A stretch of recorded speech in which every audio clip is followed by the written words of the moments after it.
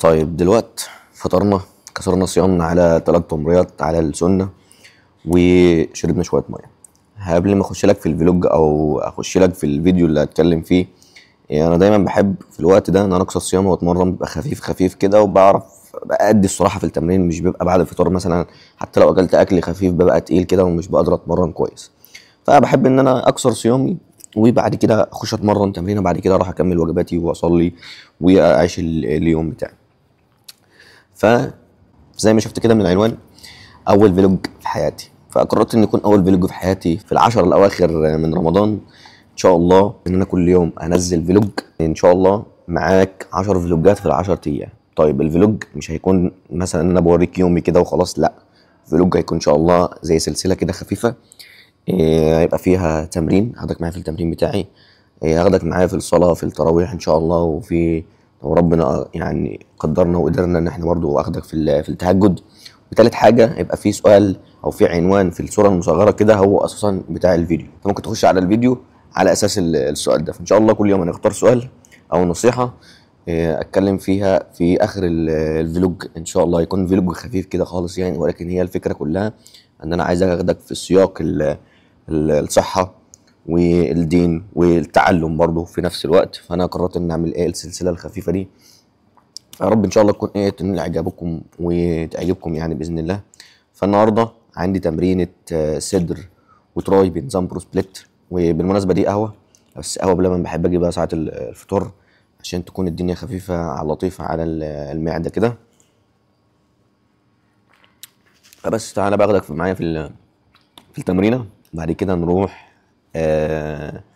نكمل بقيه اليوم ان شاء الله. اول شكل هنبتدي بيه محبوب الملايين دمبل عالي، خش بال 20 كيلو تسخين كده خفيف لطيف ظريف. بسم الله. لازم الدمبل يلمس صدرك، لو ما لمس صدرك يبقى الدنيا مش شغاله.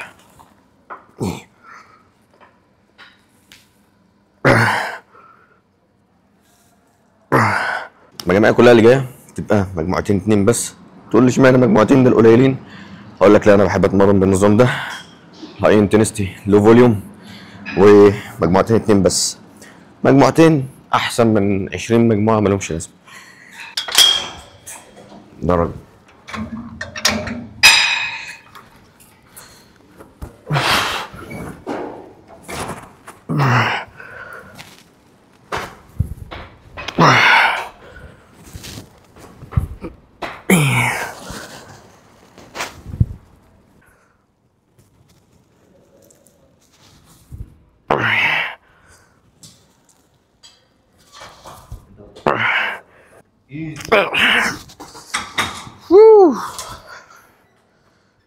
التمرين ده موت. التمرين ده شيست كله، شيست كله، الصدر كله في التمرين ده موت.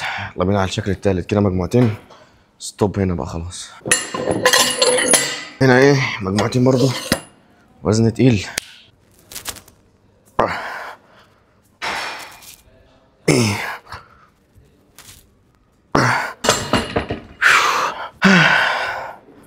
ف ميه يا شباب، ميه مهمه جدا، مهمه جدا جدا جدا. مش بقولك فوائدها، ولكن بقولك انت صايم، انت فقد سوائل كمان في التمرين، وغير انت فقد سوائل اصلا، فلازم انت تعوض بالميه. يا رب يا رب هون علينا وعلى التمرين، نخلص على خير ونخلص اول فلوج على خير. مش عارف، حاسس ان انا متردد ان انا انزل فيديو ولا لا. انا بفكر معاكم، بس هنزل لكم اللي انا قلت بقوله ده يعني برضه، ولكن فتح لكم الكاميرا وبتكلم معاكم وكني بتكلم مع حبايبي. ف يا رب تتقبلوني يعني، لازم تتقبلوا ان انا صارف مايك وكاميرا، ده في دم قلبي. خش بقى مجموعة تقيلة، مجموعة تقيلة جدا. حاول نجيب حد ورانا. جميل. يلا وحش معايا. واحدة أخيرة.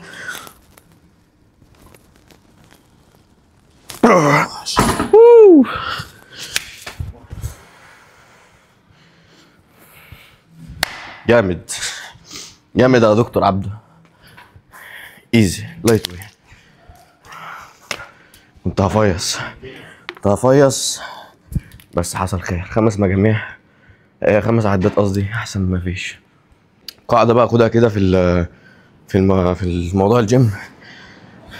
خلي عندك روح رياضيه، ترجع اوزانك، بس ما تقومش شايل الاوزان كلها من البار. يوم واقع تقوم مبوظ الارضيه للجيم. يوم صاحب الجيم قال لك ادفع ثمن الارضيه ويطلع عينك تقعد تكرت من دم قلبك يا حبيبي، لان انت الحماس اخدك وشديت الوزن مره واحده. الدبس او زي ما بيقولوا المتوازي. يلا بينا على المتوازي. بحبه جدا لان بص الشيست كله هيتفجر في الدبس دلوقتي. طيب خلصنا بقى ايه البار المستوي.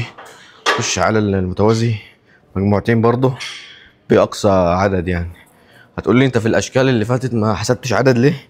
انا ما بحسبش عدد، انا بجيب اخري. جت بقى على السابع على 8 عدات، لا ما بحطش رينج معين.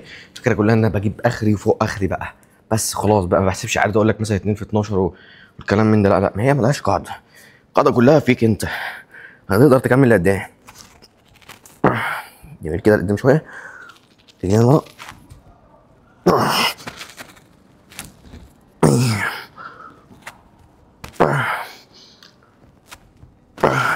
مرن بعقل، مش قاعده، مش روشته. هي مش روشته انا مديها لك اقول لك مثلا 2 في 12 و3 في 12 وكل الكلام ده. في الاول بتبقى دي القاعده، يعني في الاول بتبقى دي القاعده، ولكن قدام بقى مش بتبقى ثابته يعني. ده اللي انا ماشي عليه الحمد لله. بعمل تطورات يعني الحمد لله، ومقدر اجيب مستوى. طول ما انت فاهم وعارف الدنيا تعرف تتمرن، وانا موجود عشان افهمك واقول لك ان الدنيا سهله ومش معقده زي ما هي موجوده. يعني ان شاء الله ليك بس معايا وتفرج، ان شاء الله هتفهم وتتمكن وتدوس يا معلم. فبقول لك ان العضلات كده كده جايه.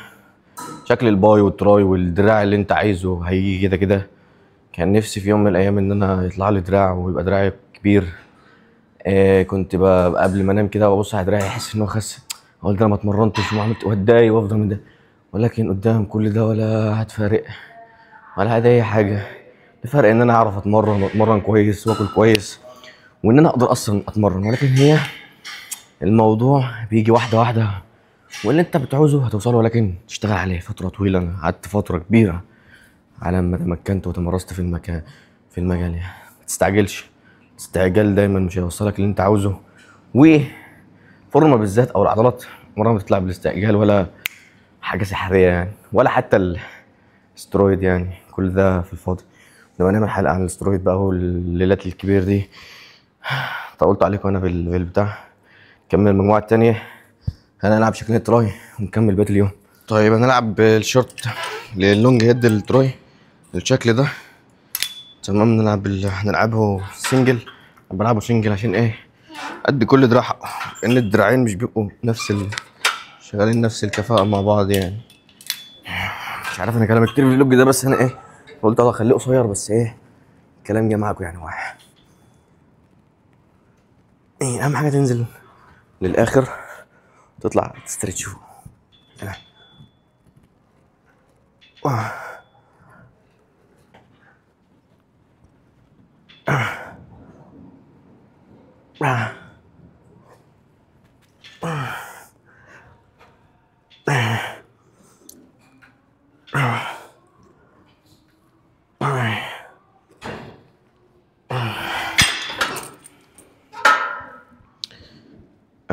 ايه تاني يا رب كنت عايز اتكلم فيه؟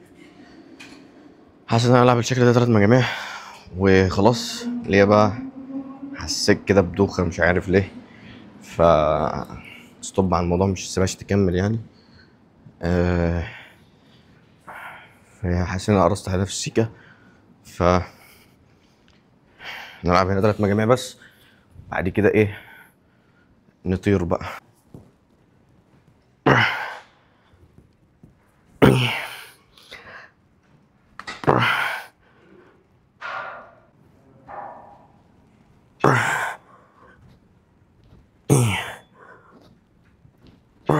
بالمية كانت خفيفة لطيفة.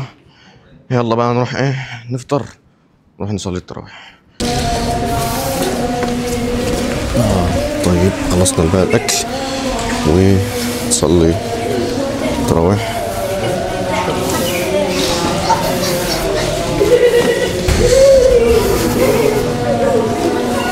بسم الله. ثلاثة أقسام. القسم الأول هو المتداول والمعروف، أن تكون السلعة والثمن مؤجل كله، أو قبضت جزءا من السلعة. طيب كده وصلنا لتالت سؤال او تالت حاجة في الفلوج بتاعنا، اللي هي اصلا عنوان الفيديو او الصورة اللي على الفيديو. هل العشرة الاواخر من رمضان مهمين؟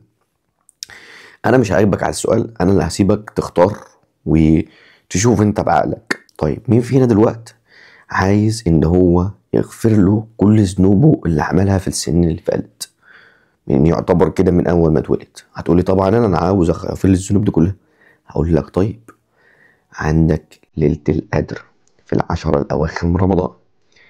طيب الحديث فيها ايه؟ قال النبي صلى الله عليه وسلم: من قام ليلة القدر ايمانا واحتسابا غفر له ما تقدم من ذنبه. يعني غفرت لك جميع ذنوبك اللي انت عملتها قبل كده لو ادركت ليلة القدر. طيب هتقول لي مين فينا مش عايز يدرك ليلة القدر؟ كلنا طبعا عايزين ندرك ليلة القدر عشان نغفر ذنوبنا كلنا. اقول لك طيب يبقى دي فوائد العشر الاواخر من رمضان، ان انت هتدرك ليلة القدر. طيب ما تيجي كده نشوف فضل ليلة القدر. ليلة القدر خير من 1000 شهر. من 1000 شهر يعني خير من عبادة 83 سنة و4 شهور لقدام. يعني لو قعدت تعبد ربنا كده لمدة 83 سنة و4 شهور، اللي هو انت اصلا منهم نوم واكل وشرب وي وي وي، ليلة القدر دي خير من كل السنين دي. ليلة واحدة خير من كل السنين اللي جاية دي. فانت لازما تدرك ليلة القدر تغفر لك ذنوبك، والعمل اللي انت هتعمله فيها هيبقى لك او هيبقى خير من 83 سنة و4 شهور. وركز على ال4 شهور دي، الشهور دول انا جايب لك بالتفصيل وبالدقيق. فبس كده، ده كان كل غرضي في الفلوج، ان انا عايز ادمج لك ما بين الرياضة والدين، وان انت تبقى راجل رياضي وفي نفس الوقت راجل ديني. وده هدف ان شاء الله في كل الفلوجات اللي جايه. ان شاء الله كل يوم هنختار سؤال ونأجب عليه بخصوص العشر الاواخر من رمضان وليله القدر وكل الحاجات دي. فيا رب اكون خفيف لطيف عليك كده، واكون زاير خفيف وما طولتش عليك. وانا طلت عليك اعذرني، اخوك الصغير او اخوك الكبير. وبس كده وصلنا لنهايه الحلقه. متنساش بقى ايه، تشجعنا باللايك بتاعك الجميل، سبسكرايب اللي شافك جميل برضو. وبس كده، انا محمد ايهاب، وما تنساش تحب صاحبك. سلام.